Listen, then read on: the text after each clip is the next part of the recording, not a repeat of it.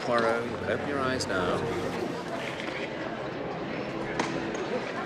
Hastings, this is the last time. You behave yourself, you two.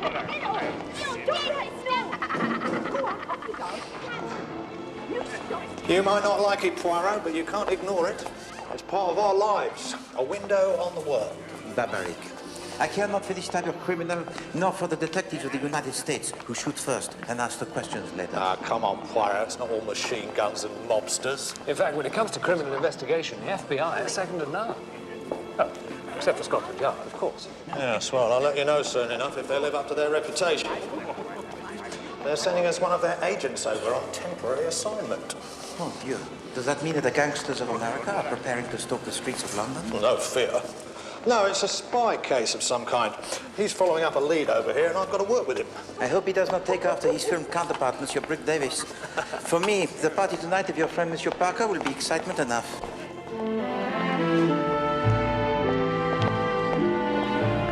This can't be the place, surely. There must have been some kind of mistake. Camden Hill Gate. Well, for £80 a year, they must be subletting the boiler room. 5-room flat with all modern conveniences. Number 6 is on the first floor. Come on, James.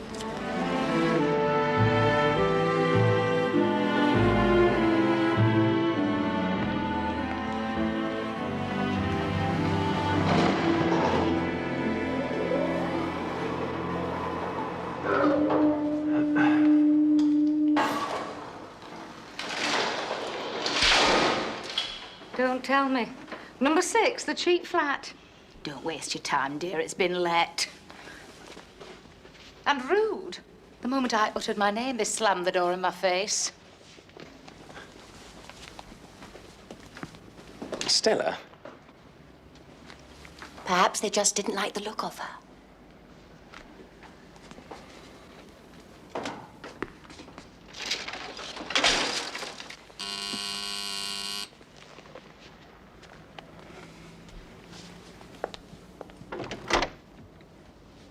Good evening. We understand... Name?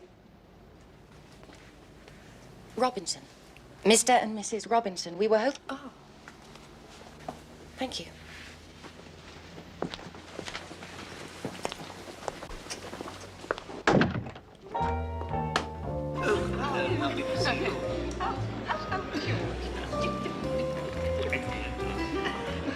It was like a melting frost. All smiles, she ushered us in and we were shown over the flat. Which was terrific.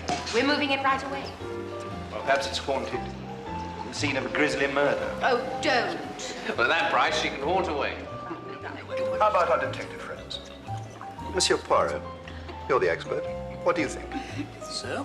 Unfortunately, in the matter of ghosts, I am no expert. Madam? But there are 2 things which are odd, you see. The flat had been advertised for some time. Well, strange when you consider how low the rent was. Well, you'd seen the advertisement before and didn't bother with it? We thought it was a hoax. Eventually, we only went out of curiosity. We thought as we were in the area. Precisely. That's just what everyone else thought. But why was that other woman turned away just before we called? And yet, we were welcomed with open arms. Aha, yes. Now, come on, Arthur. How do you get out of that one? Well, it's obvious, isn't it? She must have gone to the wrong flat. You see, Captain Hastings can explain every mystery.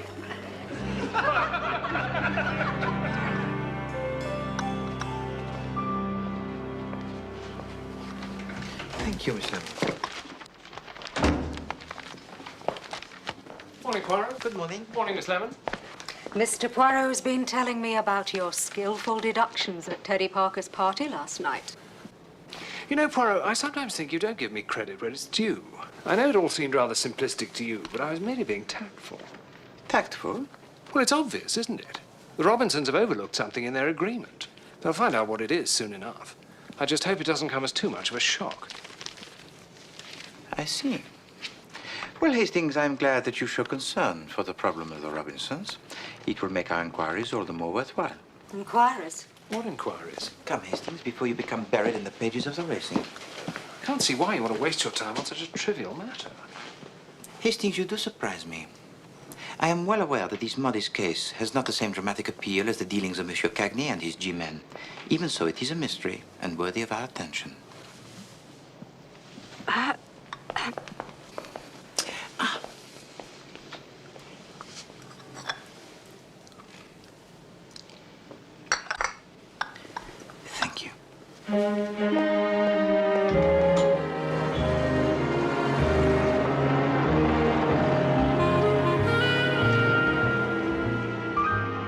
this dame thinks she's heading for the handoff. What she ain't thinking is Federal Agent Burt is playing for the home team. And with the FBI quarterbacking and you guys from Scotland Yard running interference, she ain't gonna make 5 yards, never mind a touchdown, right? Right. Let's move our butts. All right, lads. We'll reassemble at midday. Poirot, this is Federal Agent Burt. May I introduce Hercule Poirot, the private detective, and his associate, Captain Hastings. The American crime buster. Jap, I hope you're not so short of manpower you're hiring a Seamus. What are they good for? Chasing lost dogs. This is a matter of international security we're dealing with here. I have no intention of hiring anyone, Burt.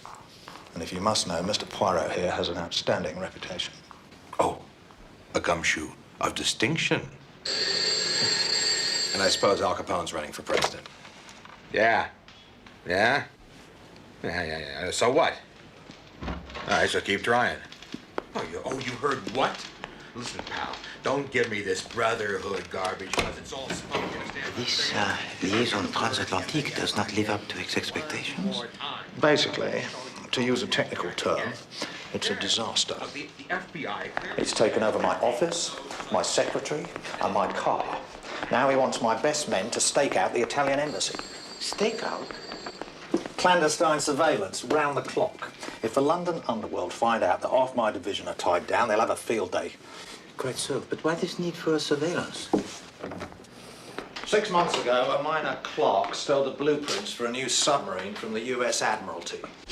There could be serious consequences if they fall into the wrong hands. It could be a catastrophe. The one thing Il Duce lacks is a strong navy. Exactly. And apparently, with half a dozen of these submarines, he could control the Mediterranean.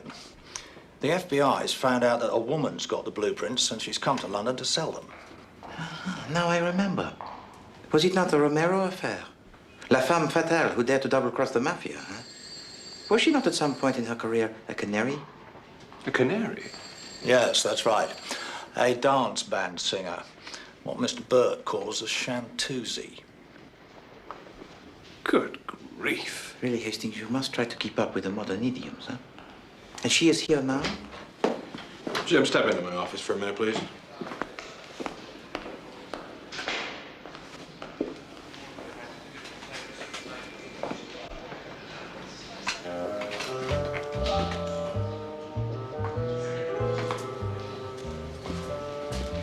I've had a word with O'Brien. He's expecting you down in the records office.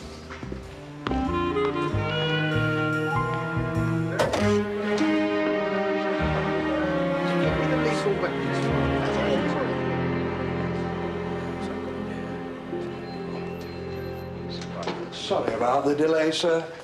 There's a few Robinsons on file. The Robinsons we've got are a drunken disorderly, an assault on a member of the clergy, and a throwing stones with intent to do damage to the railway. Nothing on a Stella or James Robinson. You see, they're just a nice, innocent couple. During the last 6 months, can you recall any crime as yet unsolved where the chief suspects might be a young couple?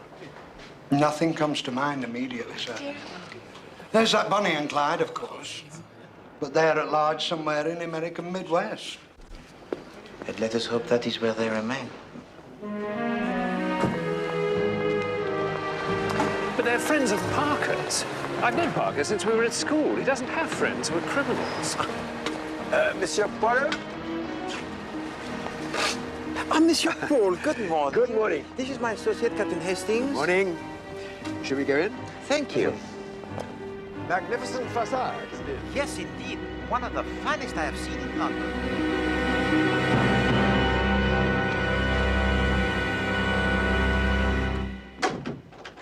Monsieur Paul, are all the apartments in this block of the same layout? Yes, exactly.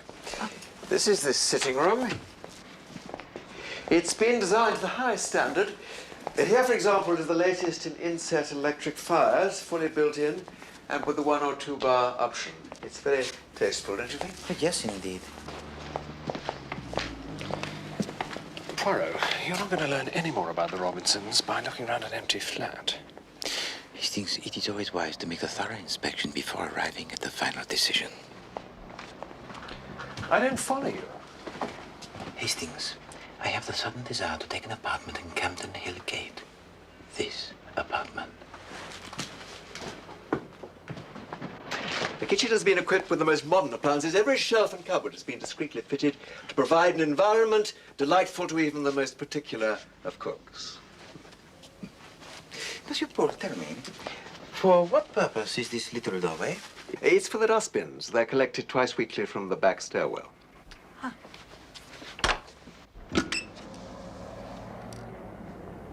It would appear that the architects have thought of every convenience. Why don't you examine the place at your leisure? I'll wait for you downstairs. You are most kind. Not at all. Take your time.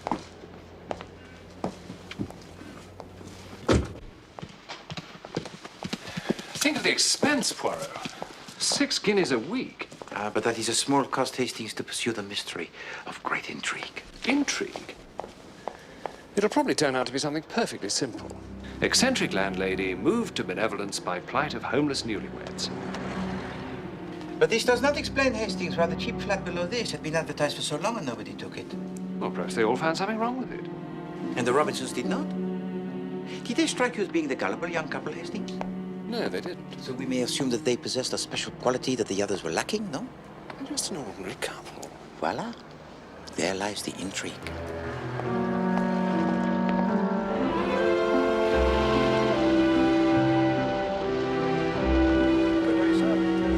Well, what do you think?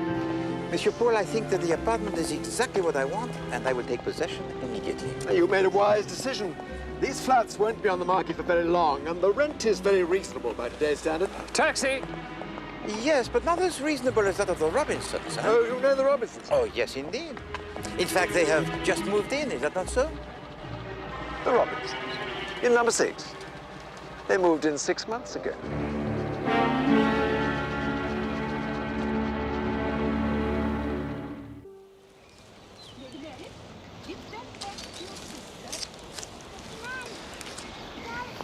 Splendid party the other night. Glad you enjoyed it, Hellboy. Those Robinsons seem very pleasant. What does he do you know? Mr. Robinson? Do? I'm not sure. Hasn't been in town long. Salt of the earth, though. Where are they from? I don't know, out of town somewhere. So how do you know them then? Well, that was a bit odd, as a matter of fact. Yes? Yes. Veronica and I were at the theatre. We'd ordered some drinks for the interval. And when we got there were these people drinking them. Really? Absolutely. Well, it seems we'd ordered the same drinks. Our little chitty said number 6, and theirs was number 9, and it was upside down. Dashed awkward for a moment there. I see.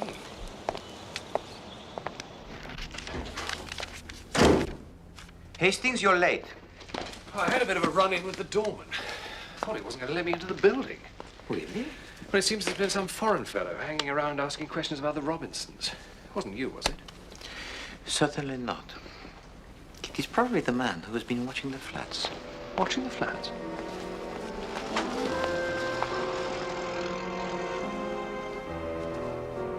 Maybe they're not as innocent as they seem. Suppose they're tied up in some shady import-export business. Drugs. White slavery. Hastings, you have the most fertile imagination. Well, nobody seems to know where the Robinsons have come from. Parker doesn't know anything about them at all. Perhaps they've just returned from abroad. If this is true, Hastings, you will soon have the opportunity to find out. But now, please, we must begin our work. Oh, and Hastings, please bring my valise. Right.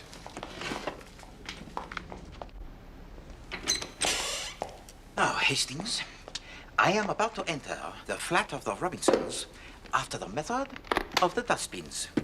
You're going to break into their flat? No. Not break in precisely, mon ami.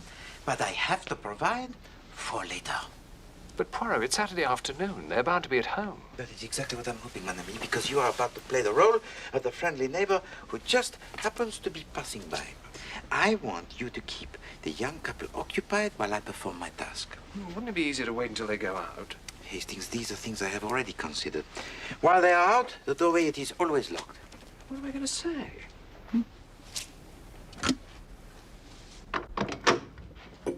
Captain Hastings, do come in. Hastings, what brings you to this neck of the woods? You ask me. The natural curiosity of the private investigators prompted this visit. No, not at all. In fact, I had some business to attend to in the Brompton Road. When I remembered you were living nearby, I suddenly thought the Robinsons, of course, they're bound to know.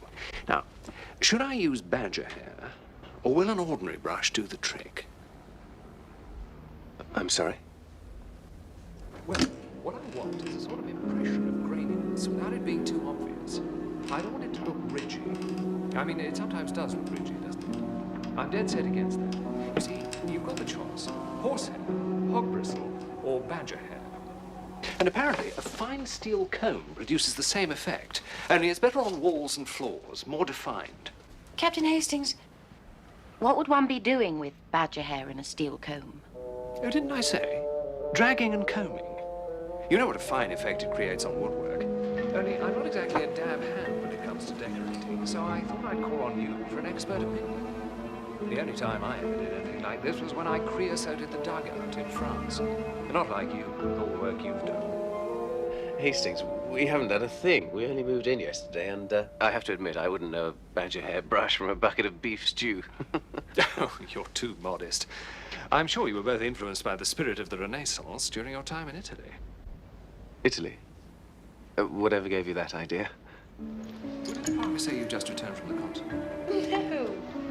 We came down from Cambridge when James was offered a position at London Mutual. We've never been on the continent. Insurance. Now, that is an interesting subject. In fact, I've been thinking about taking out a new policy on my own. What on earth was that? It came from the kitchen. No, I didn't hear anything. I'd better take a look. Oh, allow me. Detective's prerogative. You never know. Might be one of the ghosts.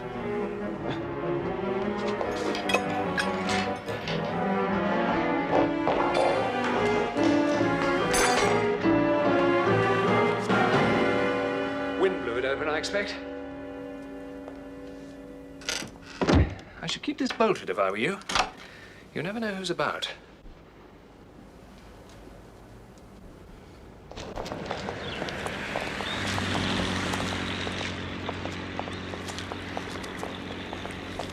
I don't know what the Robinsons would have said if they'd seen the foot of Hercule Poirot disappearing into the twilight of the back stairwell.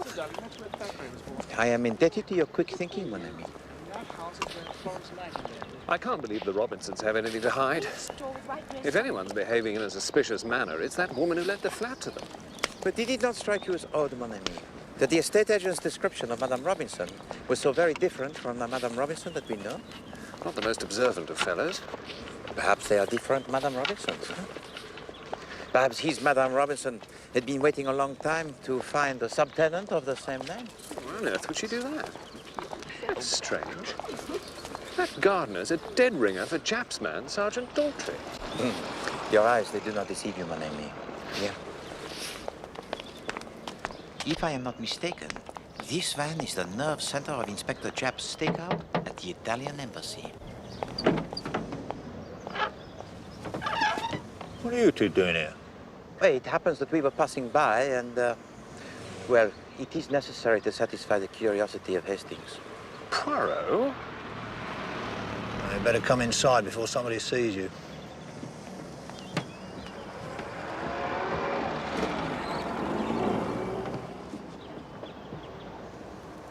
So, look, all the exits are covered, front and back, and we have a couple of unmarked cars just standing by in case she decides to take it on the lam.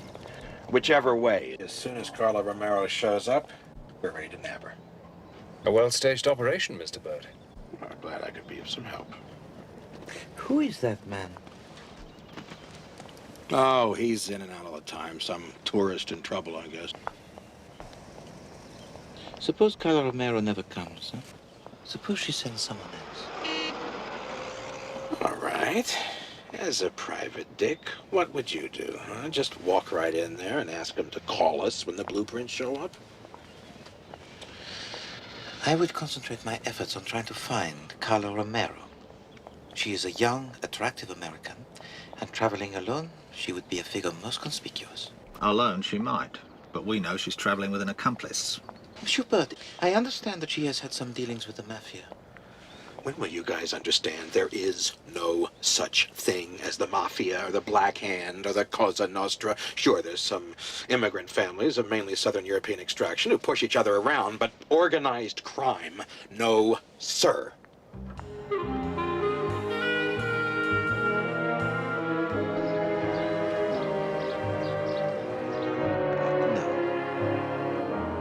No, thank you, but... Yes, I'm sure that she is. Yes, but you see, that is of no interest. No, no interest at all, none whatsoever. But thank you, yes. Goodbye.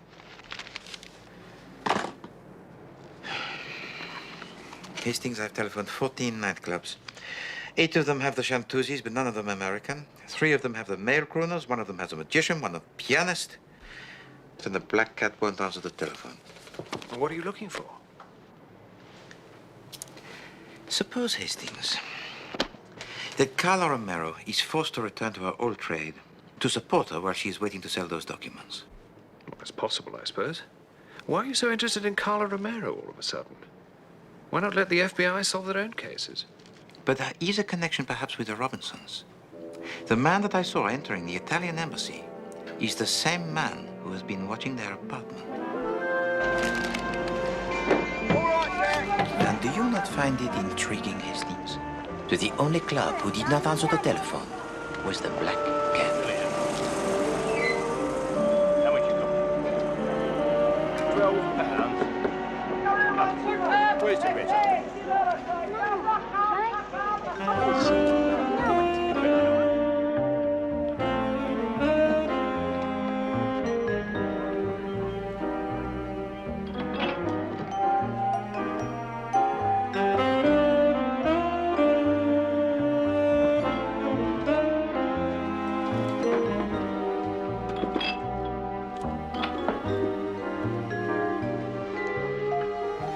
Good afternoon.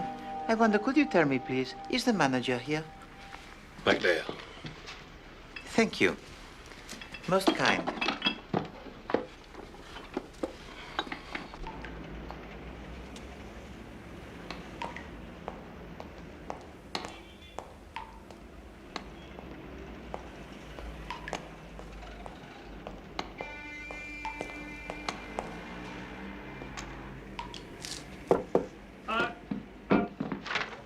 Just a minute.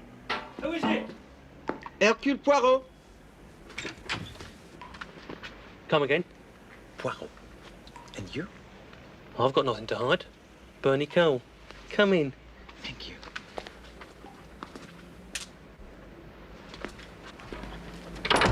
Everyone knows me anyway. Bernie Cole, king of the clubs.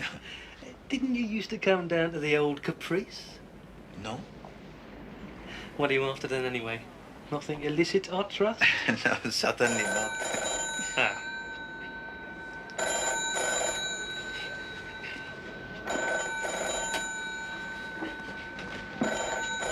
Pardon, monsieur, but is that not a telephone under there? No. Well, yes. Drives you mad, doesn't it?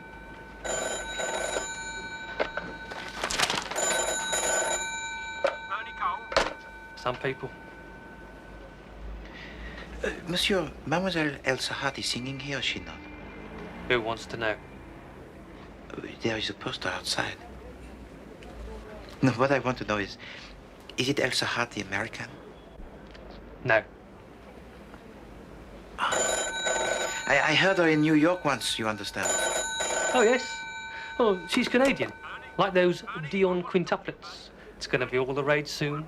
Canada. We'll have Canadian this, Canadian that. Bernie Cole can always spot a trend. Known for it. I know you're there. But if the manager says she's Canadian... But of course you would tell him that, Hastings. She has stolen the blueprints. Her enemies are pursuing her. She changes her name. Why not also her nationality? Yes, I suppose so. And then in spite of all her precautions, she discovers that someone has tracked her down. So she decides to leave her own apartment and to install someone of the same name. The Robinsons? Well, you mean the landlady's using them as a decoy? Yes, mon ami. The charitable landlady, the devious agent of espionage, and perhaps also the singer Elsa Hart are surely one and the same. I thought I was the one with the fertile imagination. This is fantastic. No, Hastings. This is a plot of sinister dimensions. The Robinsons are to be the victims of a ruthless assassin.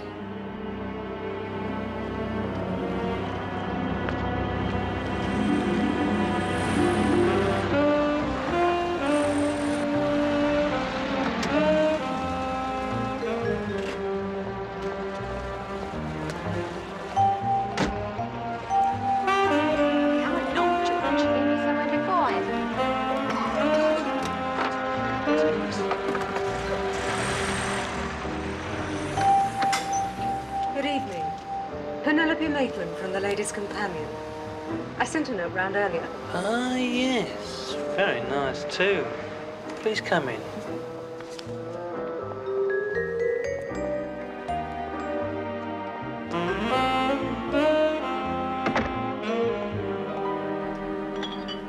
Why do you never answer your telephone?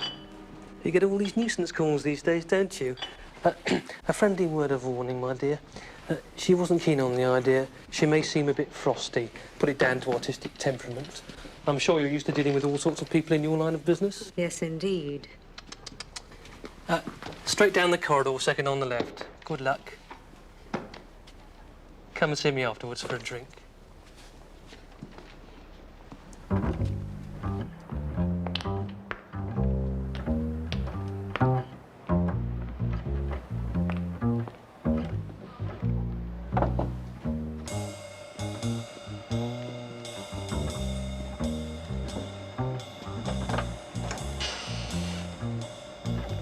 Miss Elsa Hart?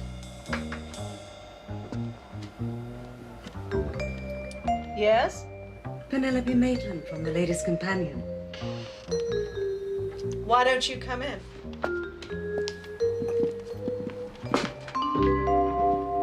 Oh, I see your repertoire includes Lullaby of Broadway. It's one of my own favorites. Really? Glad you like it. Now, Miss Maitland, why would the readers of the... Ladies' Companion. Right. Why would anyone want to read about a nightclub singer? It's the glamour and the romance, Miss Hart. The image of the modern woman. Now, I understand you've only been in England a short time.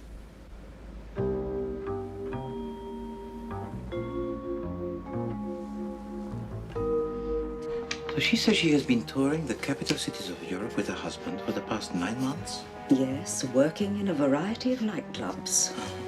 But our intrepid journalist was not convinced, huh? Anyone who claims to have been stag hunting in the Bois de Boulogne, Mr. Poirot, has been seriously misinformed about life on the continent. Extraordinaire. There was something more? There was a song sheet in a dressing room. An American publication dating back to last January. I have it on good authority. It isn't obtainable outside the United States.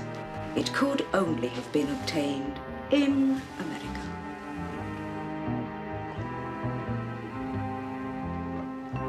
Miss Lemon, I believe that the newest recruit of the Ladies' Companion has made a scoop.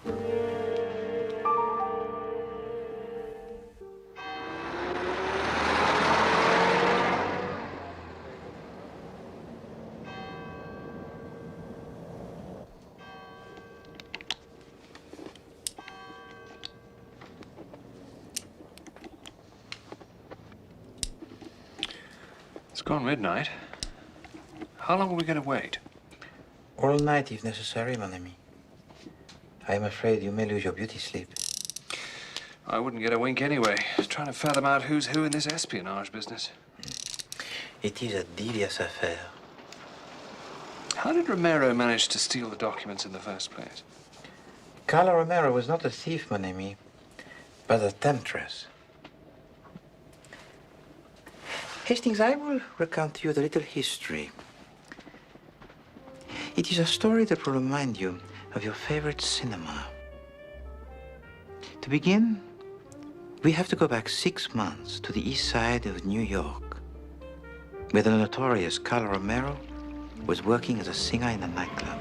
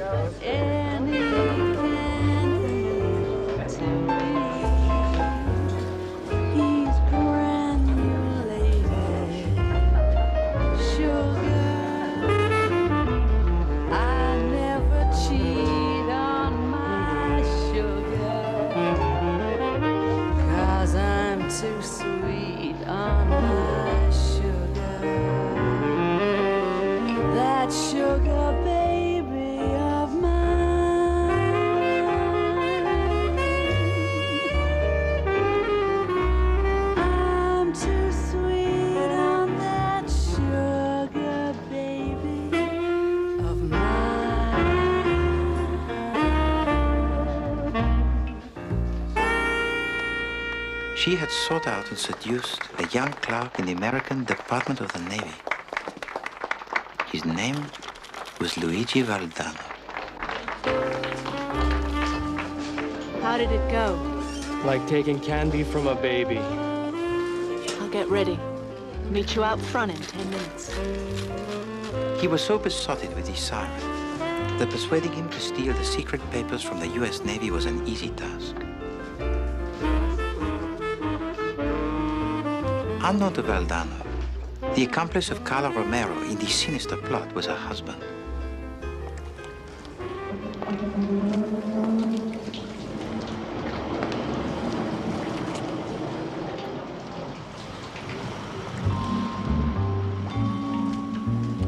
That same night, Valdano drove Carla Romero to a deserted wharf, where he believed she had arranged a rendezvous with an agent of the Italian government.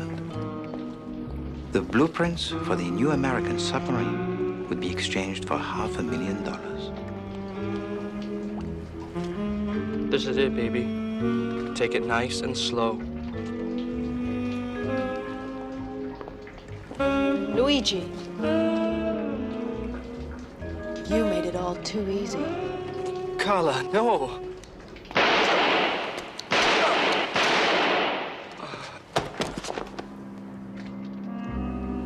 Goodbye, lover boy.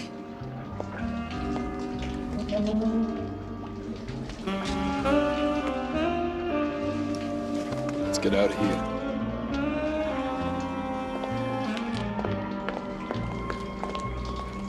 Their instructions had been to deliver the blueprints to the contact in the Brotherhood. But Romero and her husband had a better idea. Instead of passing the documents to her masters in the Mafia, Carla Romero and her husband fled across the Atlantic under the name of Robinson to sell the documents for their own gain. Then they discovered they had an assassin on their trail. Yes. The deception of Carla Romero so infuriated the Mafia that their code of honor would demand revenge.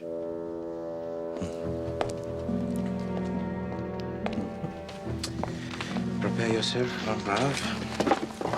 Our visitor has arrived.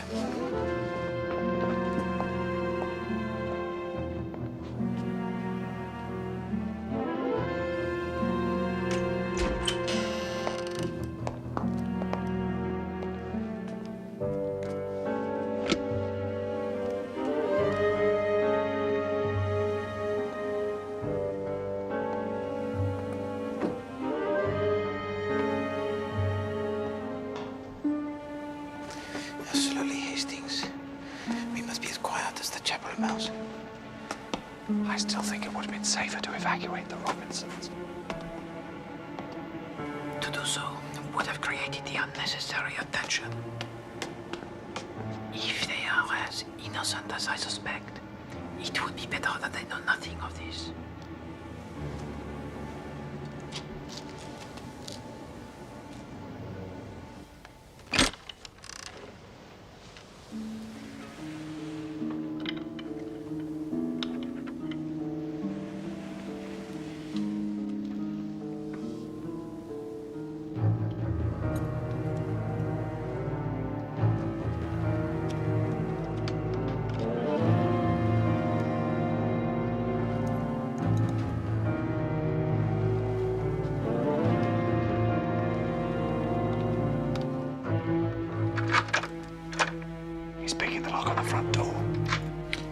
Pass me a revolver. Take up your position as planned.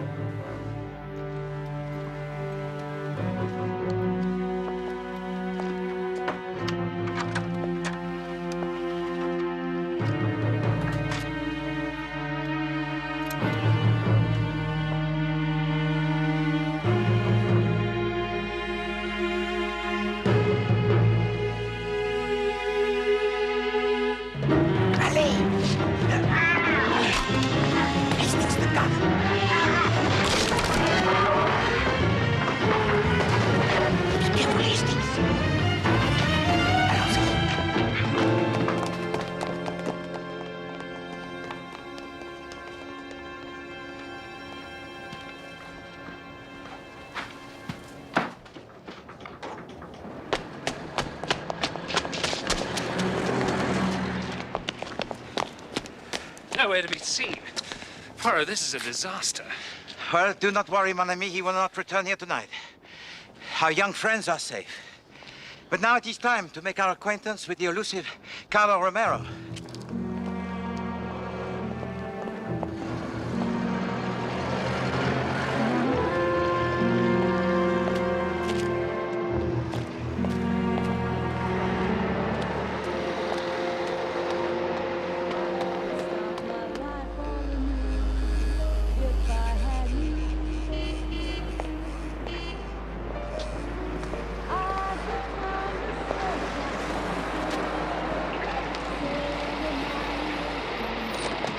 Hastings, Poirot. Chief Inspector, Monsieur Burke. All right, let's go. Come on, lad. I could be a king, dear, uncrowned, humble or poor, rich or renowned. Evening, Mr. Poirot. Good evening, Monsieur Cole. You're a quiet one. You'll put in a good word for me with the Chief Inspector, eh? Have no fear, Monsieur Cole. You see, Agent Bird, sometimes a lost dog can be found in a place so conspicuous it is the last to be considered.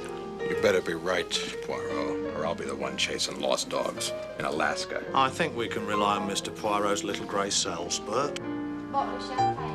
She's performing her last song now, Chief Inspector. Let's hope so, Mr. Cole. As soon as she leaves the stage, I want you to clear the building. You can depend on me, Chief.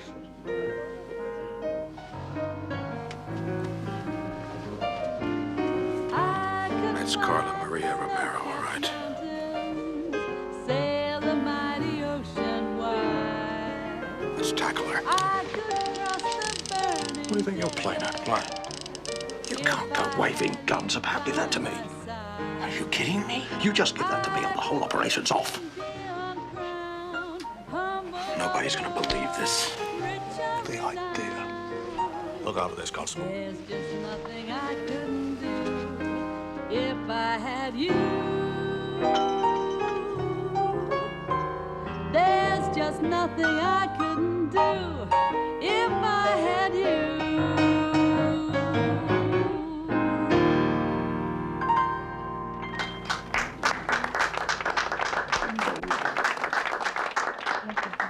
Right.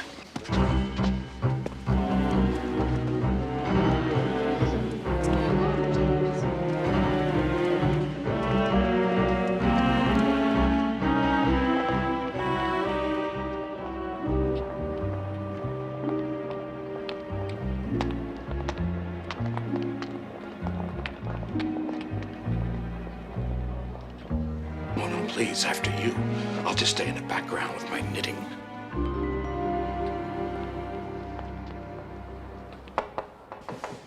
Yeah?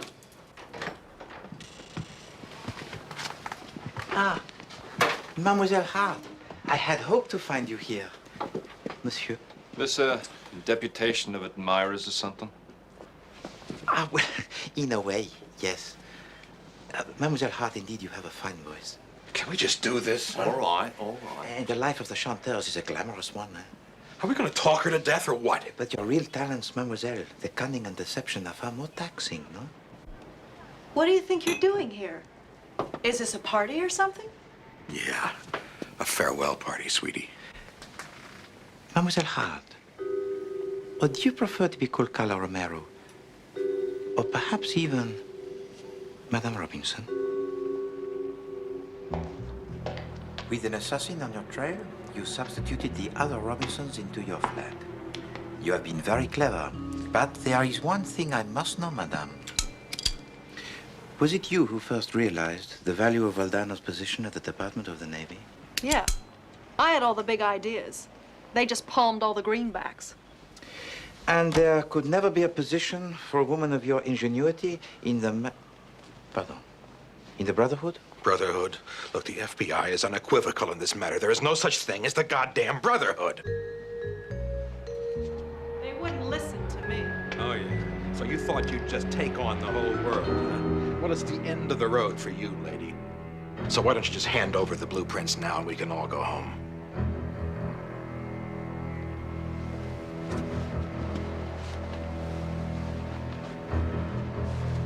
Washington will be glad to get this back. All right, move it. You two.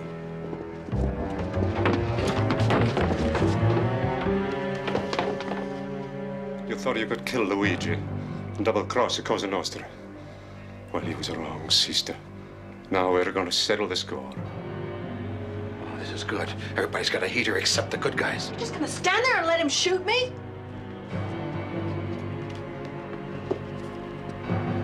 That's my gun. No, mon ami. I have no time for these so-called mobsters of America. I have seen enough of this charade. One more move is good night.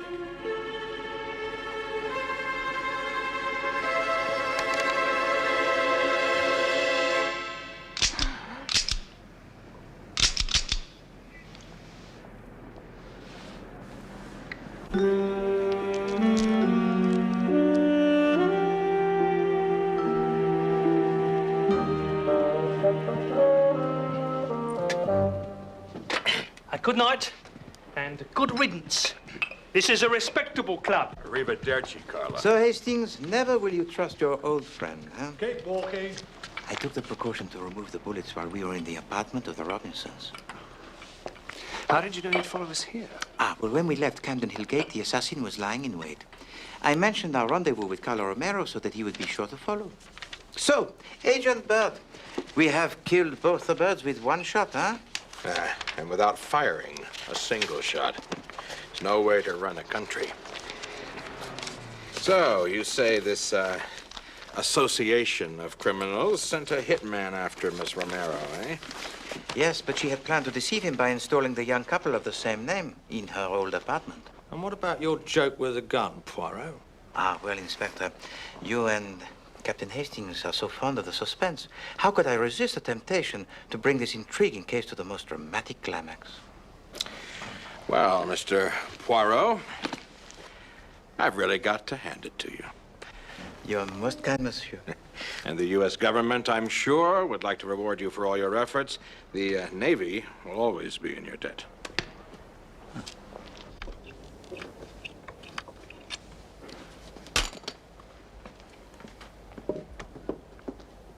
Tea's ready. In the kitchen, if you don't mind. That's terribly kind of you.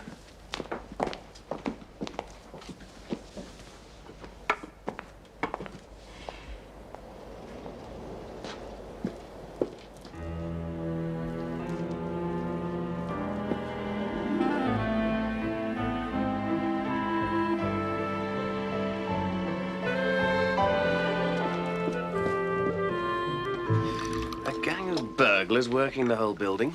Quite extraordinary. Do you expect to catch them? Unfortunately not, madam. They were a professional outfit. They would have had a man on watch. By the time we arrived, they were gone. I suppose we should be grateful nothing was stolen. And we should thank Captain Hastings for his vigilance.